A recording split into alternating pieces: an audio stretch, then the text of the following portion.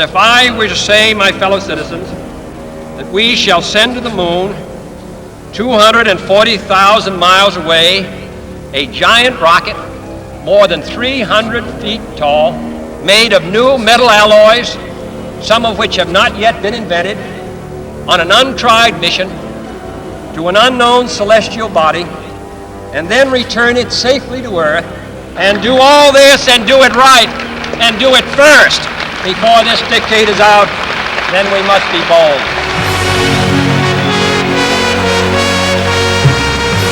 A mere 7 years after President Kennedy shocked, amazed, and motivated all of America with his moon goal, 3 astronauts, Frank Borman, William Anders, and James Lovell, actually visited the moon.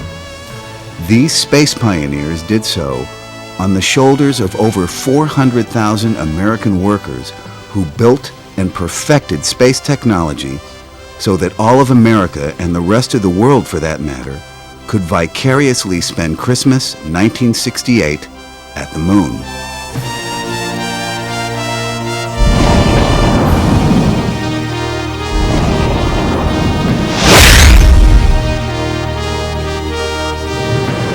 Kennedy said it well when he decided that we were going to do it. He called it the most hazardous and dangerous and greatest adventure on which man has ever embarked.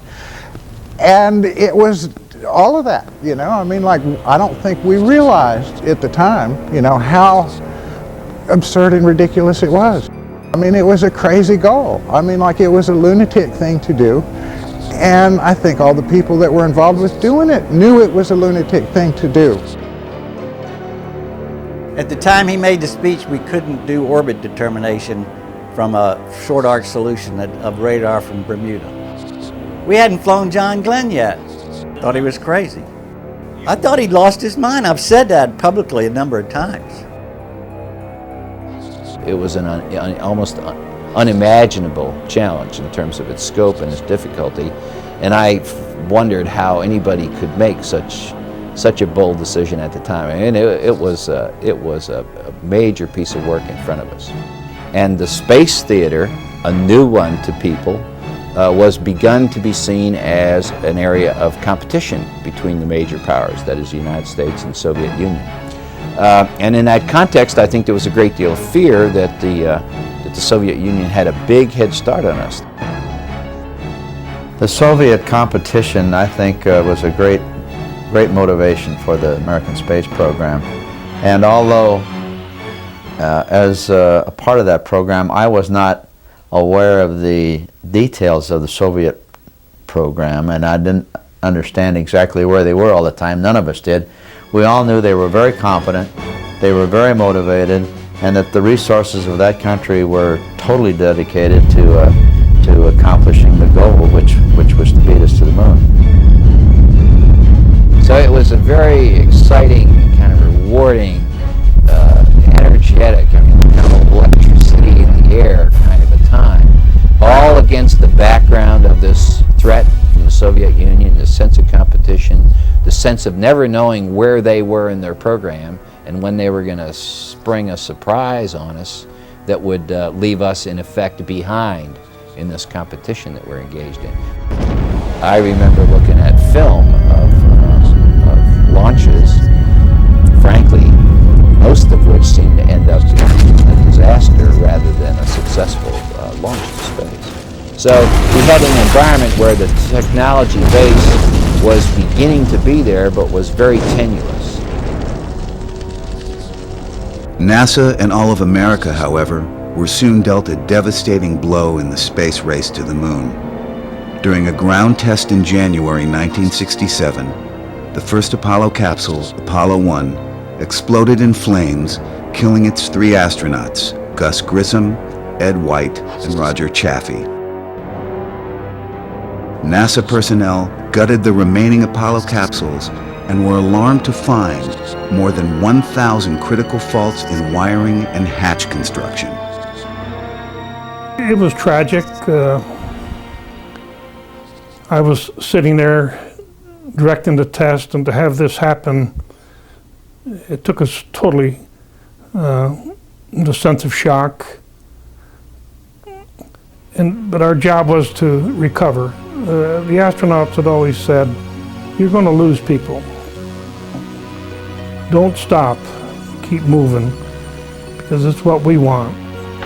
And that's what we did. You know, after Apollo 1, they lost 3 people in Apollo 1. They still fixed it, and they were flying to the moon a year and a half later. You know, to where like they didn't stop in those days, you know? I mean, they had a problem, they said, okay, fix it, get on with it. So a redesign of the hatch to be an outward opening hatch and a total elimination of consumables inside that ship were the 2 big design changes that were made after the fire. Borman was the guy that was in the middle of the Apollo fire investigation.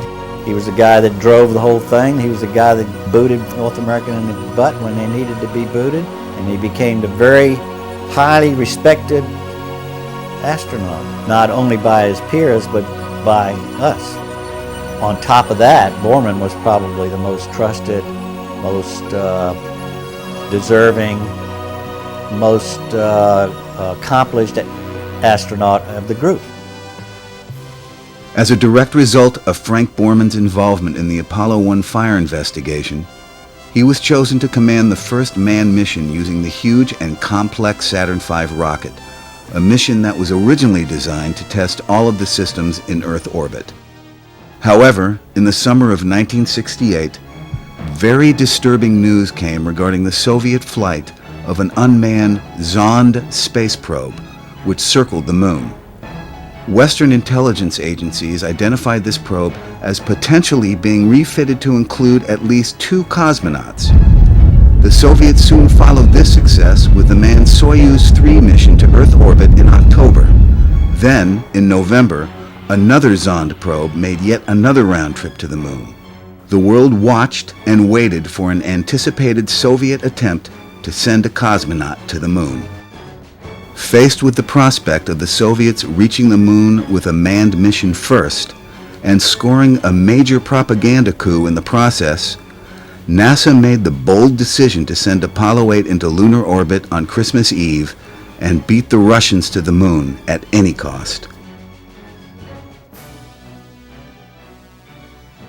Apollo 8 had its mission changed in August when NASA learned that the Soviets were planning a lunar flyby before the end of 1968.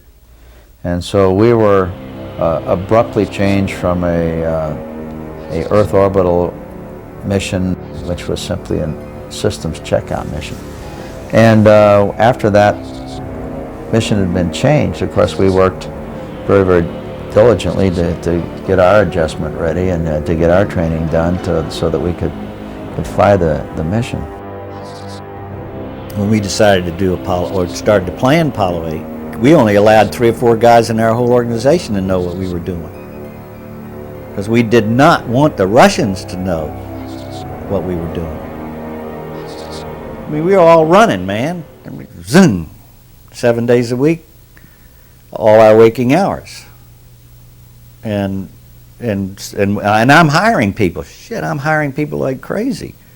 In my organization, everybody else is doing the same thing. The original Apollo 8 crew was Bill Anders, Mike Collins, and myself. And then Mike had a bone spur in his neck, and he had to have it operated on. And so Jim Lovell moved up to take Mike's position. The Apollo 8 commander, Frank Borman, was a veteran astronaut who had previously spent 14 days as commander of Gemini 7 with James Lovell. Lovell, named Apollo 8 pilot, had not only flown with Borman on Gemini 7, but also flew on board Gemini 12.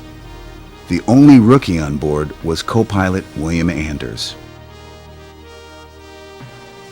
We were in training in the initial parts of training, but Jim was in the backup crew, and he was familiar with the Apollo, so it really wasn't that big a deal.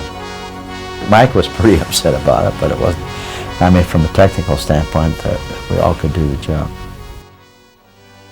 I remember one of the questions I got asked by the press over and over again They'd always say, well, are these the best astronauts you've ever had flying?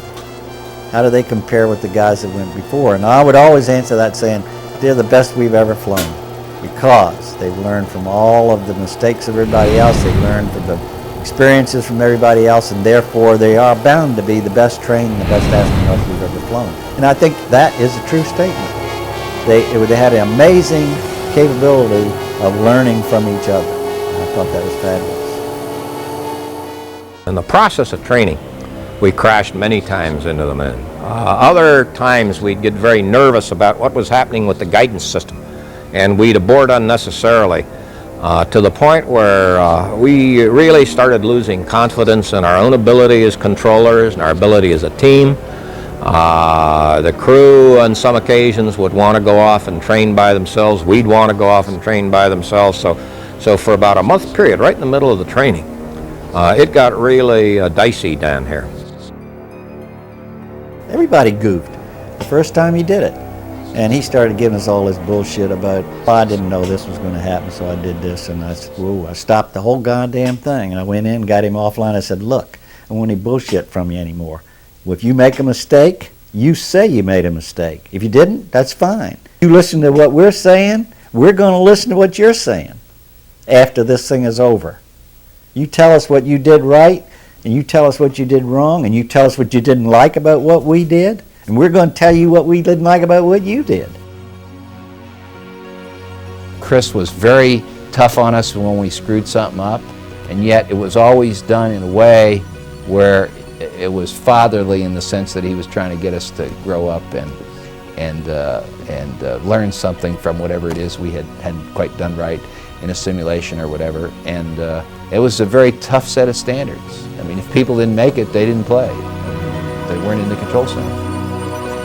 And then I think we did our homework, we came back together, we convinced ourselves individually that we could do it, and collectively that we could do it. And all of a sudden, about 1 month prior to the time that we went for it, things started to come together.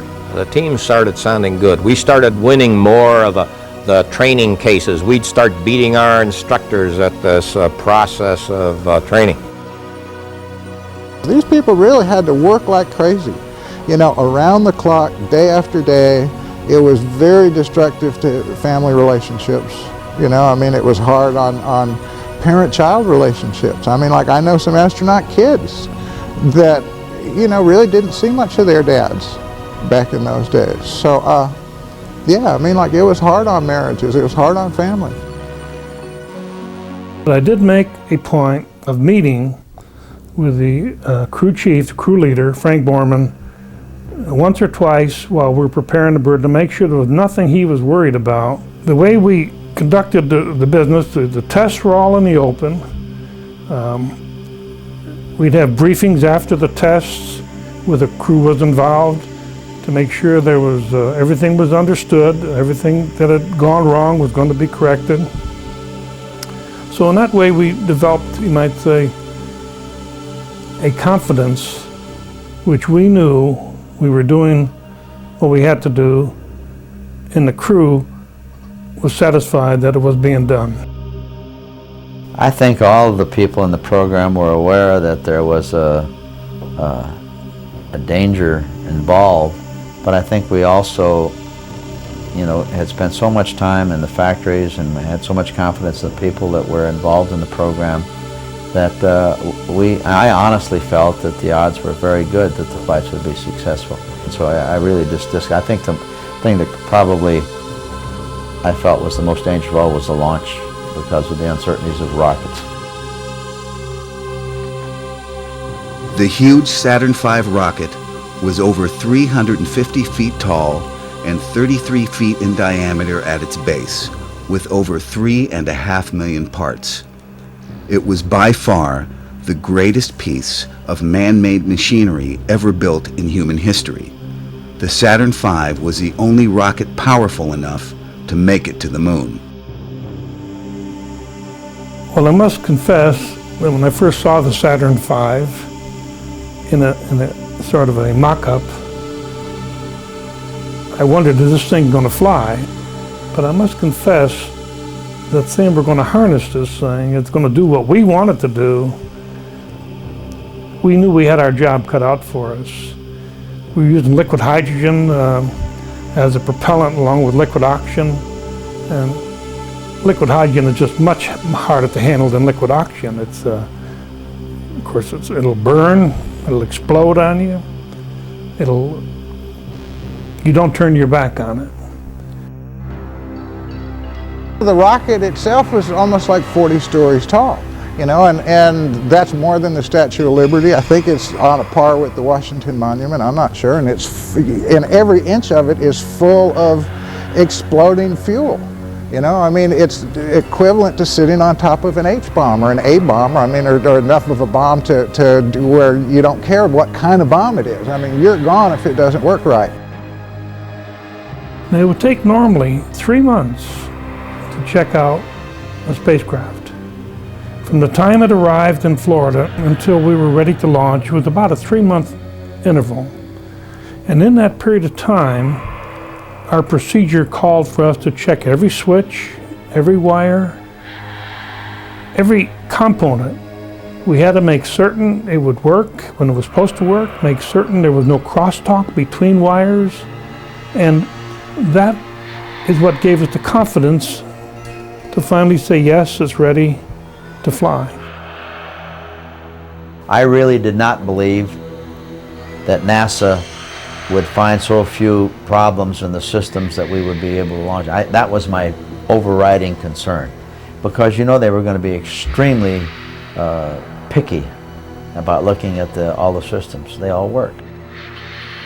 Every part in it was built by the low bidder, you know, so I mean, when you're sitting on top of the thing, I mean, like you know better than anybody else how complicated it is, how many moving parts there are in it, you know, I mean, the wiring in the thing could wire a small city, you know, to where it's a very complicated, very powerful machine. And those guys knew it better than we could, you know, I mean, and there was nothing they could do about it. The consoles in the launch control room were tied to a specific part of the booster, the spacecraft, and each one was monitoring a part. There was about 350 people on consoles who were monitoring the activities. And if anyone saw something he didn't like, that was his responsibility, he called no go. So you went down that way, and that's what gave you the confidence that this whole thing is moving right, because there's no way one person could keep all those things in his mind.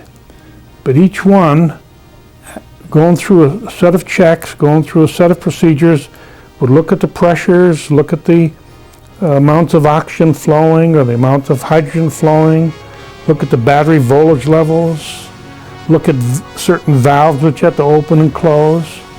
And that's what gave you the confidence that the whole bird, the entire activity was going correctly. You can call it naivete or what, I just never doubted that we were going to make it to the moon. The only question that I had was whether they were going to get there ahead of the Russians. And that was to me, that was the $64 question. The actual launch is the portion of the flight where they have the least control. I mean, they're basically just passengers. I mean, to where like, here are these guys that have spent all their lives learning how to fly, learning to be pilots, be at the controls. And during launch, there's really very little they can do except for just strap in and ride it, you know? So it was very nervous making for them. I mean, like the heart rates that they monitored in mission control, I mean, like almost invariably showed higher heart rates during launch than at any other portion of the flight. Your thoughts were on the job at hand. You weren't thinking broader things, you weren't thinking who's looking or anything of that nature. That's superfluous. You think of the job at hand, the counting down of the procedures, the counting down of the steps of the test, the things that are going on, the results that have got to come out, and that's the way you get through it. You could be concerned that something would go wrong. But if something went wrong, you were prepared to take other steps. fear as such was overcome by procedures, by knowing what you had to do, knowing that if there was something wrong, you could take alternate steps, and always with the idea in mind that you wanted to keep that crew safe.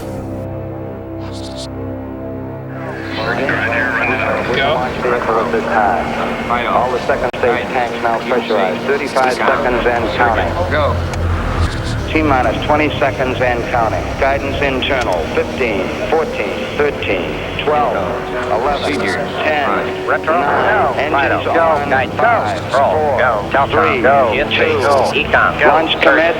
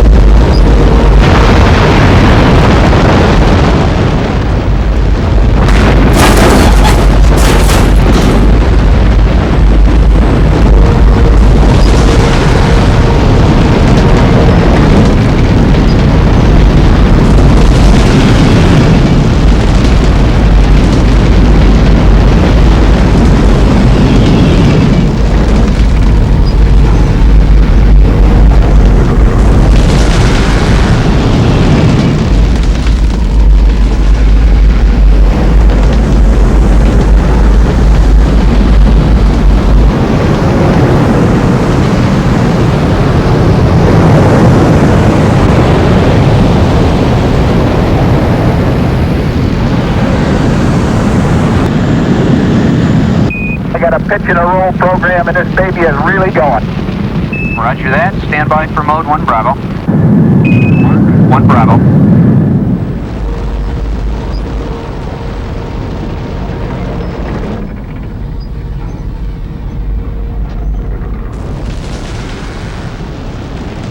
On the way up on the booster, that's when the old lead weight started to go down to the bottom of my stomach, and I realized that perhaps there was something serious here.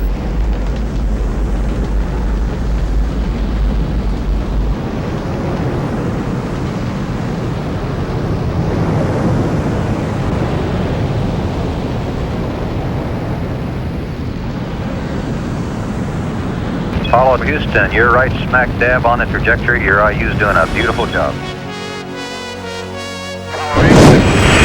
Yeah, we hear you loud and clear, Apollo 8. Okay, the first stage was very smooth, and this one is smoother.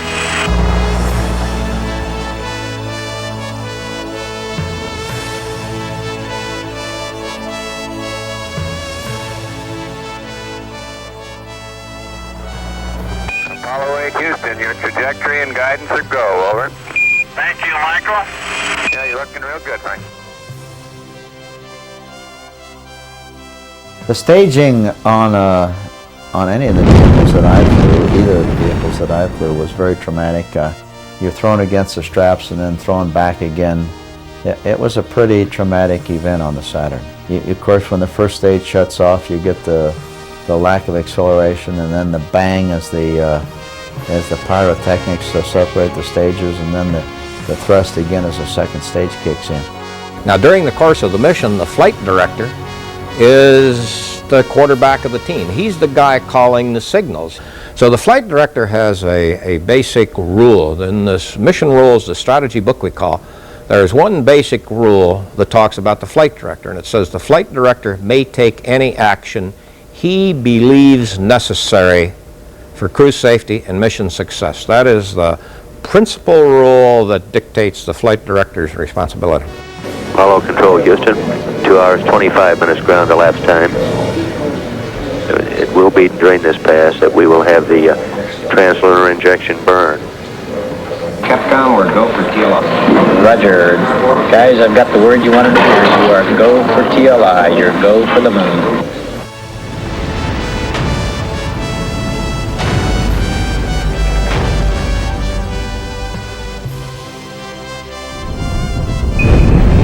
Confirms ignition. And the thrust is okay, booster says. And Borman says we've got SECO. cutoff was right on the 2nd.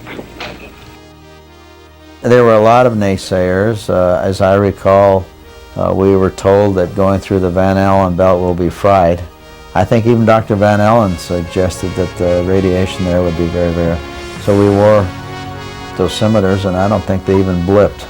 There just were a lot of people that were supposed experts in their field that cast all kinds of doubt about not just Apollo 8, but the lunar landing and everything else. Going to the moon wasn't the important part. That's just the first place you can stop. What really matters about Apollo is those were the first people to leave the Earth, to go anywhere. You know, in the next 500 years, if we don't destroy ourselves, who knows where we'll go? You know, I mean, there's a whole universe out there waiting for us. But that was the first time human beings left the Earth.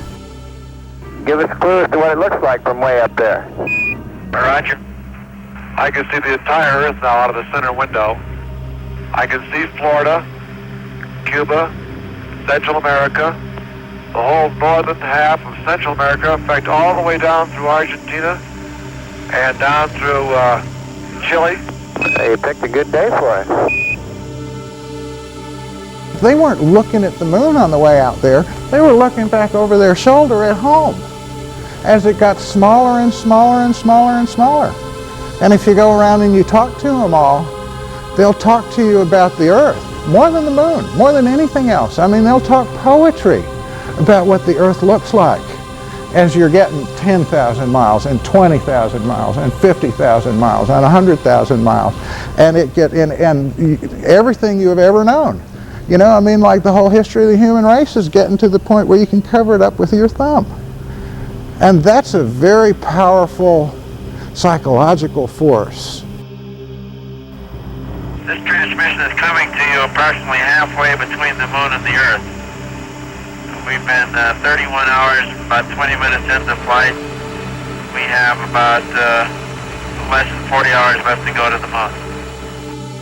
The Earth became a personality and a character and a living thing for all of these men instead of just this abstract place where we all live. And that was great, you know. I mean, I think that, to me, validates the adventure or the journey. Right, you're looking at yourselves as seen from 180,000 miles out in space. Mike, what I keep imagining is if I'm some lonely traveler from another planet, what do I think about the Earth from this altitude? Whether I think it'd be inhabited or not. You don't see anybody waving, is that what you're saying? Well, I'm just kind of curious whether I would land on the blue or the brown part of the Earth. You better hope we land in the blue part. Going to the moon, we hardly saw the moon. I don't believe we ever saw the moon. We fired the service module engine in complete darkness, and at the instant, one of the overriding parameters that would tell you whether you were on course or not was to look down and see the lunar sunrise. And at the instant we were supposed to see it, there it was. You know, I sound like a man be painted, but I have enormous respect for the people that did that. As I understand, the people that programmed that trajectory were, the average age was 29 years old. I was the 4th flight director that was named, and I was 27 at the time, and all my colleagues in the control center were a year or two less than that. I mean, most of them were 25 at the time, right out of college. There were a number of key leaders for us who provided the officer corps, if you will, and the rest of us were the grunts and loved it. I mean, we loved our officer corps, or we loved the work that we were doing, and we just threw ourselves into it. We could not imagine not being successful. And that was what's so wonderful about Apollo 8. We were able, through an empirical process, to fly the exact orbit on Apollo 8, draw a straight line through the points of orbit prediction, and man, we could nail exactly where we wanted to be. Jim, they've just been looking at your marks with respect to accuracy, and they figure they're within a couple thousandths of a degree of the theoretical optimum. We've got it. We've got it. Apollo 8 now in lunar orbit. There's a cheer in this room. This is Apollo Control Houston, switching now to the voice of Jim Lovell. By verify 60.5. Good to hear your voice. Okay, Houston. The moon is essentially gray. No color. Looks like plaster of Paris. Or sort of a grayish beach sand. We can see quite a bit of detail. The craters are all rounded off. There's quite a few of them. Some of them are newer. Many of them look like, especially the round ones, look like hit by meteorites or projectiles of some sort. Langrenus is quite a huge crater. It's got a central cone to it. The walls of the crater are terraced, about 6 or 7 different terraces on the way down. Bill, how would you describe the color of the moon from here? The color of the moon looks a very whitish gray, like dirty beach sand, and with lots of footprints in it. Don't these new craters look like pickaxes striking concrete, leaving a lot of fine haze dust? I think that it did expand our awareness and our understanding of who we are and our role in the universe. I mean, like, what does this beautiful blue-green globe have to do with all the rest of it? When you're there and thinking back, particularly going around the moon, looking back at the Earth, and everything that you hold dear is back on Earth, it's a nostalgic moment. There's just no question about it. It was a spiritual journey.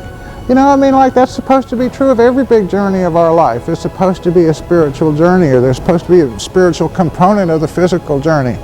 And it was equally true for those men. It was true of that journey, the biggest journey humans have ever taken, also had a powerful spiritual component. There was a sense that we were a long way from people that we really loved and cared about, and I suspect it would have been that way in any event, but I know that for me the feeling was magnified because it was around Christmas. On the eve of Christmas, as the eyes of the world followed Apollo 8 across the moonscape, the astronauts invoked another, older voice, reading in turn the first 10 verses of Genesis, the story of creation. We are now approaching lunar sunrise, and for all the people back on Earth, the crew of Apollo 8 has a message that we would like to send to you. In the beginning, God created the heaven and the earth. And the earth was without form and void, and darkness was upon the face of the deep. And the Spirit of God moved upon the face of the waters. And God said, "Let there be light." And there was light. And God saw the light, that it was good. And God divided the light from the darkness. And God called the light day, and the darkness he called night, and the evening and the morning were the first day. And God said, "Let there be a firmament in the midst of the waters. Let it divide the waters from the waters." And God made the firmament, and divided the waters which were under the firmament from the waters which were above the firmament. And it was so. And God called the firmament heaven, and the evening and the morning were the second day. God said, "Let the waters under the heaven be gathered together into one place, and let the dry land appear." And it was so. And God called the dry land earth, and the gathering together of the waters called he seas. And God saw that it was good. And from the crew of Apollo 8, we close with good night, good luck, a Merry Christmas, and God bless all of you on the good earth. It's the sort of situation where your mind is naturally going to go off in spiritual directions. I mean, and if you're a spiritual Christian, you know, I mean, they're going to go off in Christian directions. You know, if you'd have put a Hindu or a Buddhist or a devout Muslim up there, you know, I mean, like, they would have been inclined to spiritual thoughts too, I would think. Give us, O God, the vision which can see thy love in the world in spite of human failure. Give us the faith to trust the goodness in spite of our ignorance and weakness. Give us the knowledge that we may continue to pray with understanding hearts. and show us what each one of us can do to set forward the coming of the day of universal peace. Amen. We flew around the moon 10 times, took pictures of the potential landing sites. The most impressive view from the moon wasn't the moon at all, but the Earth. The Earth was a remarkable view. And then we started home. The most tense part of the mission, I think, was relighting the service module engine to get us out of lunar orbit. If that hadn't happened, I'd still be circling the moon. There's nothing anybody could have done for us then, though. If it didn't work, it didn't work. Hey, baby. 8, 7, 6, 5, 3, 2, 1, burn. Burn? You're burning. 4 to go. You're burning. 100 to go. Okay. 78 to go. 50 to go. 20 to go. Stand by, Tom. All systems are go. Apollo 8. Apollo 8, Houston. Apollo 8, Houston. Apollo 8, Houston. Apollo 8, Houston. Apollo 8, over. Oh, Apollo 8. Loud and clear. Roger. Please be informed there is a Santa Claus. That's affirmative. You're the best one to know. It appears that we did a grave injustice to the food people. Santa Claus brought us a TV dinner each, which is delicious. Turkey and gravy, cranberry sauce, grape punch, outstanding. Roger, Jim. Glad to hear it. And we're down here eating cold coffee and bologna sandwiches. I think I must have the feeling that the travelers in the old sailing ships used to have. We've gone on a very long voyage away from home, and now we're headed back.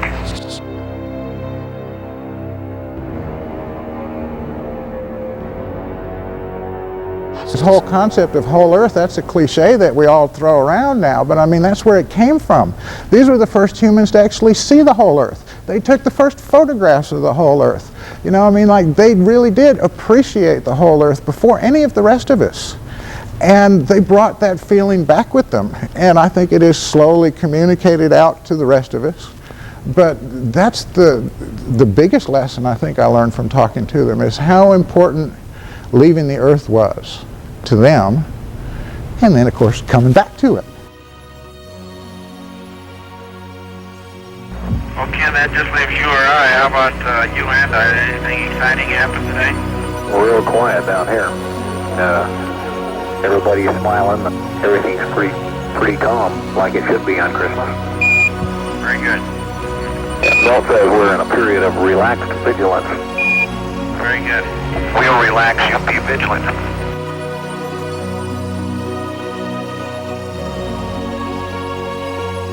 The ground called up and said, we've been tracking you on radar and you guys are really hauling the mail.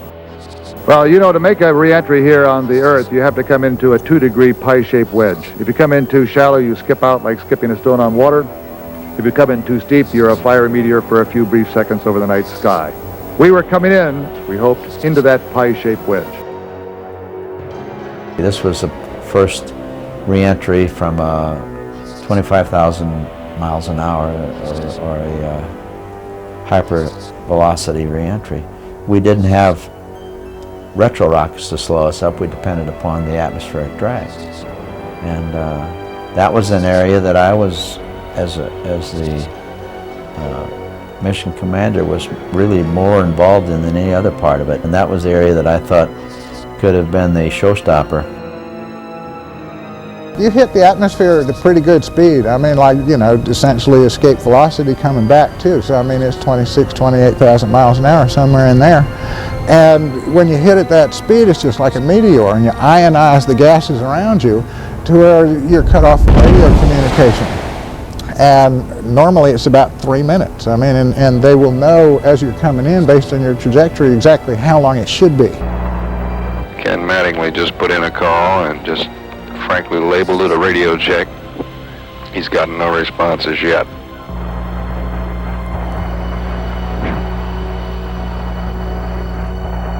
Ken Mattingly puts in another call.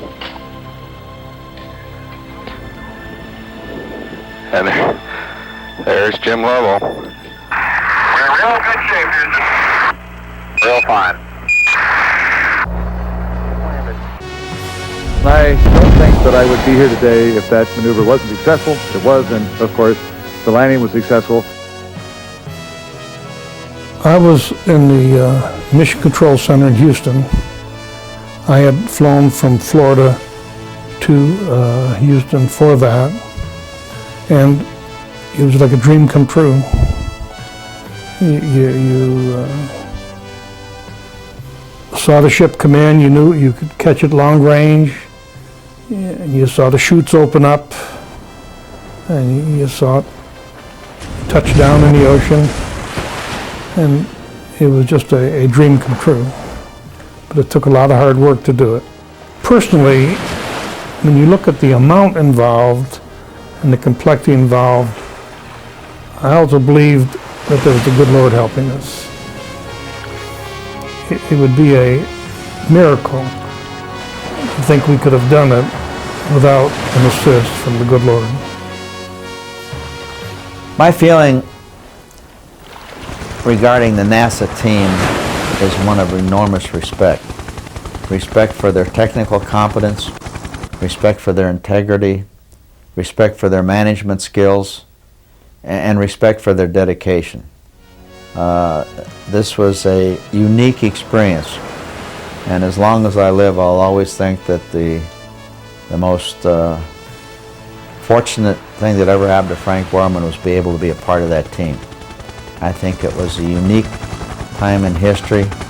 We had everything going for us, including the support of the American people. If you look at a lot of the hype you see in TV and movies, they see us celebrating virtually every event in the mission. That is not the case. We celebrate only when the crew is safely in Apollo on board the deck of the carrier. So the key thing is this business that we're in is absolutely intolerant of carelessness, neglect, incapacity. There's a lot of surprises. There's a high risk. There's nothing conservative about the business that we're in. So basically, we hold back until we are absolutely sure that our job is done. Then we will sit back and we will celebrate. Now. We brought the flags out in this room. And I think that sort of said, hey, thank God for America, and thank God for this country that has let us work in such a marvelous program. We were considered a bunch of hotshots. We were considered arrogant. And I used to come back from Washington and tell my whole organization at the Johnson Space Center, I said, people in Washington think we're arrogant. I said, the day I come back from Washington and they don't think I'm arrogant, that's the day I'm leaving. Well done, young man. Outstanding. Then we passed around cigars in this thing here, and this is when we could smoke in the control center. People would do this, and we'd light up the cigars. And that was, hey, our thanks to the team. Then we met with the other crews and the program managers. We opened the doors to this room. And these hundreds of people would come into the room, all of whom had one little piece of this mission, but without whom we couldn't have done this mission. There was just a feeling of togetherness, bond, unity, accomplishment. Apollo 8 was the most important flight of Apollo, by far, no comparison. Apollo 8 was a major leap forward of anything we had planned to do.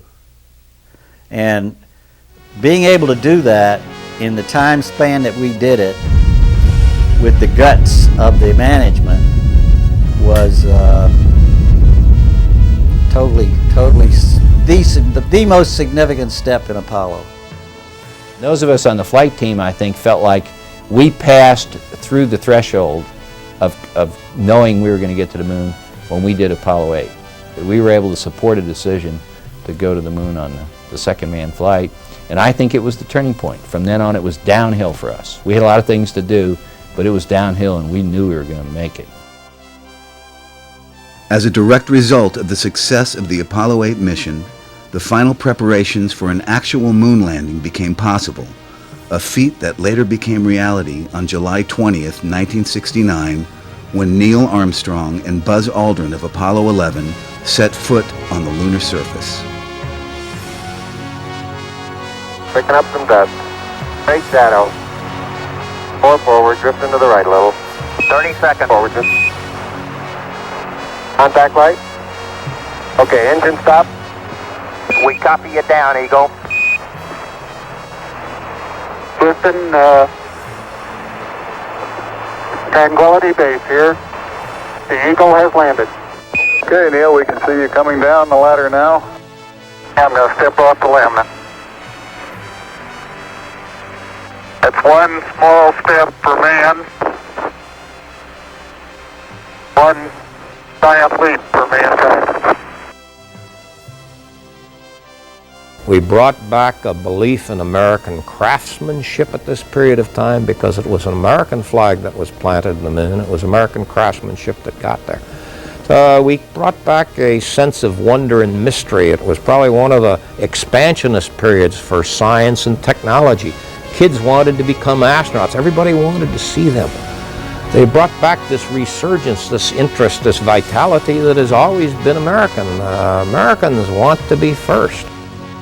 And when you stop to think about it, I still marvel at the fact that here was the first manned Saturn V, the first time to the moon, so many firsts in this thing, and everything worked. It's a tribute to the fact that this team that put this thing together were just enormously competent. And I can't tell you anything about the Apollo 8 mission. It was an anomaly. It just all worked.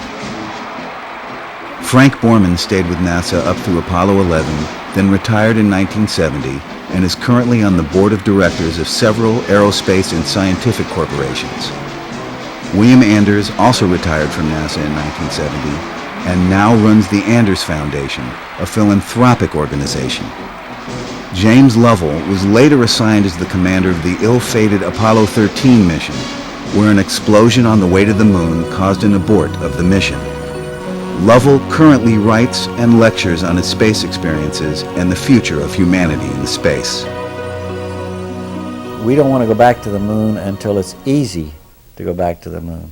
It was very risky, very difficult, very expensive to go to the moon the way we did in Apollo. And I think the next time we go, we want it to be not as risky, we want it to be not as costly, we want it to be, the risk to be very, very limited in terms of safety. We want to be able to stay there a long time to take advantage of the people we send, because I'm sure we'll send a bunch of scientists as well as astronauts there. I don't see exploring space as ignoring earthly problems so much as it's a different way to grow. You know, we have to grow our way out of our problems, and that's a very serious way to grow. I hope and believe that there should be someday a lunar colony, much as we have a scientific colony in Antarctica, because I think mankind's knowledge will be enhanced, and their understanding of our total environment will be enhanced. But from the romantic standpoint, you know, I think it's going to be tough. I think it's going to be grueling missions. I think being up there manning those stations will be hard work. And when I look at it, I don't look at romance at all. I just see something that needs to be done, and I think the next few years will be spent hopefully in this permanent space station, learning really how to use and adapt to the space environment. I then believe that we will, without question, someday put people on Mars. And when that day comes, the mission's success will owe much to the several 100,000 plus workers laboring behind the scenes to make a Mars landing possible. Standing on the shoulders of those workers, these future space explorers will, once again, be pioneering the new space frontier and beyond, just as their predecessors did on Apollo 8.